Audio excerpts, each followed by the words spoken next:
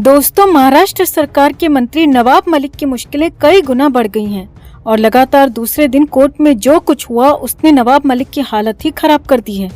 2 मार्च को Bombay high court में मामला चला तो 3 मार्च को पीएमएलए कोर्ट में मामला चला और पीएमएलए कोर्ट में 2 घंटे में नवाब मलिक का काम तमाम हो गया और अस्पताल जाना उन्हें भारी पड़ गया, क्योंकि एक बार फिर से कोर्ट ने नवाब मलिक को ईडी के हवाले कर दिया है। एक बार फिर से नवाब मलिक को ईडी रिमांड पर भेज दिया गया है। तो अस्पताल और बीमारी की आड़ में जो नवाब मलिक ईडी के लॉकअप और पूछताछ से बचना चाह रहे थे, वो मलिक अब अपने ही बुने जाल में एक बार फिर से फंस गए। तो क्या हुआ कोर्ट रूम में, क्या है पूरा अपडेट, सब कुछ आपको बताते हैं। आप भी वीडियो को लाइक और शेयर कर अपना प्यार और सपोर्ट दिखाएं और कमेंट में अपनी बात अपनी राय जरूर रखें। चैनल को सब्सक्राइब कर चैनल के साथ जुड़कर हमारी आवाज बने। तो महाराष्ट्र के ताकतवर मंत्री नवाब मलिक बेहद असहाय नजर आ रहे हैं, क्योंकि राहत कहीं से भी नहीं मिल रही, उल्टा उनकी आफत पर आफत बढ़ती जा रही है। हालात तो ये हो गए कि नवाब मलिक को कोर्ट से भी कोई राहत नहीं मिली। नवाब मलिक की रिमांड 3 मार्च को खत्म हो गई और उन्हें पीएमएलए कोर्ट में पेश किया गया, जहां ईडी ने 6 दिन की और रिमांड मांगी। हालांकि नवाब मलिक के वकील ने ईडी की इस मांग का विरोध किया और कोर्ट में इसे लेकर काफी हंगामा भी हुआ, जिसके बाद आखिर में कोर्ट ने बड़ा फैसला सुनाते हुए नवाब मलिक को 7 मार्च तक के लिए एक बार फिर से ईडी रिमांड पर भेज दिया है। यानी कि कोर्ट ने एक बार फिर से नवाब मलिक को ईडी के हवाले कर दिया है। अब इस फैसले से करीब 2 घंटे तक बहुत कुछ हुआ। 2 घंटे तक नवाब मलिक केस में कोर्ट में खूब दलीलें हुई, खूब पलटवार हुए और अंत में कोर्ट ने फैसला दिया कि मलिक को 7 मार्च तक ईडी के लॉकअप में रहना पड़ेगा और ईडी के अधिकारियों के सवालों का सामना भी करना पड़ेगा। सबसे बड़ी बात यह है दोस्तों कि नवाब मलिक का अस्पताल जाना ही उन पर भारी पड़ गया, क्योंकि हो सकता है कि अगर मलिक पहली रिमांड में ही ईडी के सवालों के जवाब दे देते और अस्पताल में भर्ती ना हुए होते तो कोर्ट उनकी रिमांड न बढ़ाती, मगर मलिक का दाव खुद उन पर ही भारी पड़ गया। अब कोर्ट रूम में क्या कुछ हुआ वो भी आपको बताते हैं।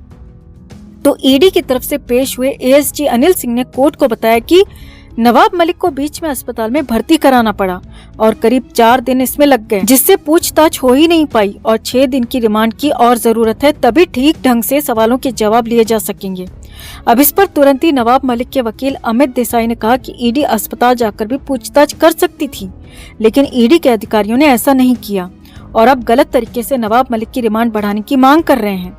इसके बाद एएसजी अनिल सिंह ने कोर्ट को बताया कि अभी कई सारे लोगों से पूछताछ करनी है, कई सारी जानकारियां जुटानी है और कई ट्रांजैक्शंस की डिटेल्स भी देखनी है, इसीलिए ये रिमांड बेहद जरूरी है। अब इस पर नवाब मलिक के वकील अमित देसाई उखड़ गए और अमित देसाई ने कहा कि हमने रिमांड की पिछली सुनवाई में जो कहा था वो बात सच साबित हो रही है और ज्यादा से ज्यादा रिमांड पर रखने की कोशिश ईडी कर रही है। अमित देसाई ने कोर्ट में बताया कि इस मामले के खिलाफ वो मुंबई हाईकोर्ट जा चुके हैं, इसीलिए अब नवाब मलिक की रिमांड बढ़ाने की कोई आवश्यकता नहीं है।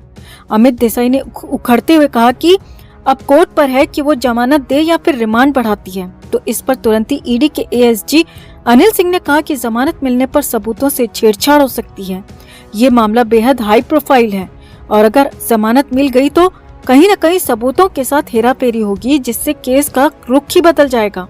अब करीब 2 घंटे तक इस मामले में गर्मागर्म बहस हुई, कोर्ट में तीखी बहस चली, दोनों पक्षों ने अपनी अपनी दलील दी और अंत में नवाब मलिक का अस्पताल जाना ही उन पर भारी पड़ गया। नवाब मलिक के अस्पताल में लगे वही 4 दिन यहाँ कोर्ट ने आगे बढ़ा दिए और 3 मार्च के बाद 7 मार्च तक के लिए नवाब मलिक को रिमांड पर भेज दिया। अब नवाब मलिक को लॉकअप के बजाय अस्पताल में ज्यादा आराम मिला था।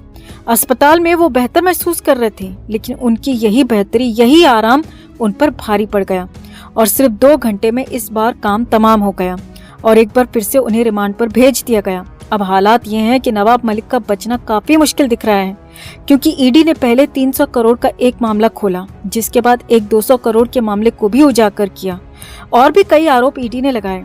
मलिक के बेटे को भी समन भेजा गया है और अगर ईडी जल्द से जल्द सबूत जुटा लेती है, गवाह जुटा लेती है, तो फिर नवाब मलिक के लिए ये केस गले की फांस बन सकता है और यही फांस जैसा हाल कोर्ट में भी दिखा। अब कोर्ट में भी नवाब मलिक और उनके वकील बेबस नजर आए।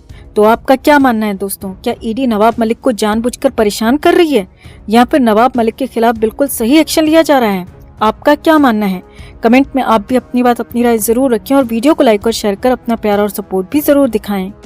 तो नवाब मलिक केस में हम आपको लगातार अपडेट दे रहे हैं। सोमवार यानी कि 28 फरवरी को नवाब मलिक को जेजे अस्पताल से डिस्चार्ज किया गया था और फिर से ईडी के मलाड स्थित ऑफिस के लॉकअप में लाया गया। अब नवाब मलिक से इंटेंस पूछताछ जारी है, सवालों का सिलसिला जारी है। हालांकि ईडी सूत्रों के मुताबिक नवाब मलिक ने अब तक कुछ खास बताया नहीं है और ईडी ने कोर्ट तक में कह दिया है कि नवाब मलिक पूछताछ में सहयोग नहीं कर रहे हैं।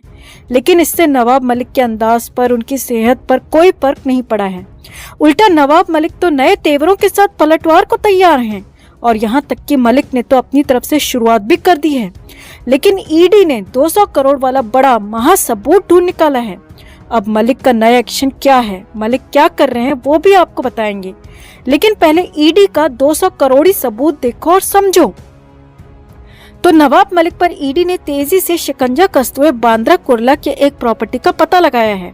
जी हाँ, बांद्रा कुर्ला अब असली जंग का मैदान बनने जा रहा है। ईडी का दावा है कि बांद्रा कुर्ला में नवाब मलिक के परिवार का एक बड़ा प्लॉट है और इस प्लॉट की कीमत 200 करोड़ रुपए है। जी हाँ, ईडी ने बड़ा दावा किया है कि 300 करोड़ वाले मामले के अलावा ये बड़ा और नया सबूत उनके हाथ लगा है। ईडी सूत्रों के मुताबिक नवाब मलिक के बेटे फराज की Touchwood real estate private limited company में 25% की हिस्सेदारी है और ये प्लॉट उसी से संबंधित है। ईडी ने बड़ा दावा किया है कि ये प्लॉट साल 2006 में खरीदा गया था और 3 बार में इसका भुगतान किया गया। ईडी अब ट्रांजैक्शन से जुड़े लोगों से पूछताछ कर रही है। इसके अलावा टचवुड रियल एस्टेट कंपनी की बैलेंस शीट की स्क्रूटनी से ये भी पता चला है कि नवाब मलिक के बेटे की कंपनी ने एसोसिएट ग्रुप ऑफ कंपनीज के साथ भी 12 करोड़ 70 लाख का लेन देन किया है। और बड़ी बात यह है कि ये 300 करोड़ वाले मामले से अलग बताया जा रहा है। पूरे मामले को आसान भाषा में देखिए और समझिए। ईडी का साफ कहना है कि नवाब मलिक ने इन महंगे महंगे प्लॉट्स को, प्रॉपर्टीज को बेहद कम कीमत पर खरीदा और अब इनमें से किसी की कीमत 300 करोड़ है तो किसी की कीमत 200 करोड़, लेकिन इन्हें 1 करोड़ से भी कम की कीमत पर खरीदा गया, ऐसा ईडी का कहना है। ईडी का ये भी कहना है कि सब कुछ नियमों को तोड़कर, नियमों को अपने हिसाब से मोड़कर और डी गैंग के लोगों के साथ मिलकर किया गया। और अब 200 करोड़ के इस नए मामले के सामने आने से नवाब मलिक के साथ ही उनके बेटे फराज की भी मुश्किलें बढ़ना तय हैं, क्योंकि अब ईडी ने दावा किया है कि उनके पास 200 करोड़ वाले इस मामले में बहुत बड़ा सबूत या कहें कि महासबूत हाथ लग चुका है, जो कि नवाब मलिक को कहीं का नहीं छोड़ेगा। वहीं नवाब मलिक भी कहाँ चुप रहने वाले थे। नवाब मलिक भी अपनी तरफ से लगातार पलटवार कर रहे हैं। नवाब मलिक ईडी के खिलाफ अब बॉम्बे हाईकोर्ट पहुंच चुके हैं। नवाब मलिक ने बॉम्बे हाईकोर्ट तक पूरे मामले को पहुंचा दिया है। हाईकोर्ट में साफ साफ कहा है कि उनके खिलाफ दायर इस केस को तुरंत ही रद्द किया जाए। उनकी गिरफ्तारी अवैध तरीके से हुई है, उनकी इस गिरफ्तारी को भी तुरंत खत्म किया जाए और तुरंत इमीडिएट प्रभाव से उन्हें यानी कि नवाब मलिक को रिहा किया जाए, क्योंकि ये गलत तरीके से और गैर कानूनी तरीके से हो रहा है। नवाब मलिक ने बॉम्बे हाईकोर्ट में अपने वकील के जरिए ये सारी बातें कही।